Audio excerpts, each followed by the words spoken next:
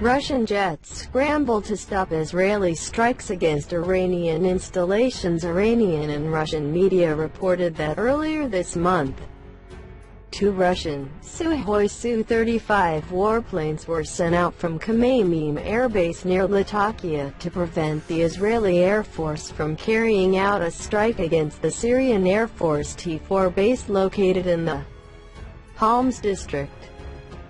The Russian military aviation blog Avia Pro wrote the following: Israeli fighters had to flee from the Russian Su-35. Iran delivered unknown air defense systems to Syria.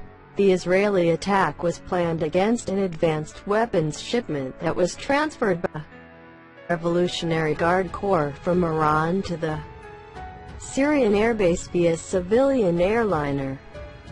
It is believed that the T-4 base is used to store Iranian-made parts for drones and is also used as a transit point for weapons shipments to Hezbollah in Lebanon. It is protected by the Russian S-400 anti-air systems. If the report is true, this was not the first time Russia interfered with an IAF strike.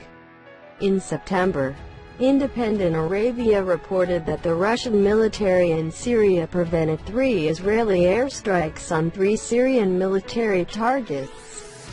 The Russian threatened that any jets attempting an airstrike in Syria would be shot down, either by Russian jets or by the S-400 anti-aircraft missiles. The report claimed a similar situation happened twice before, and in August, Russia stopped an airstrike on a Syrian outpost in Qaysun, where an S-400 anti-air battery is placed.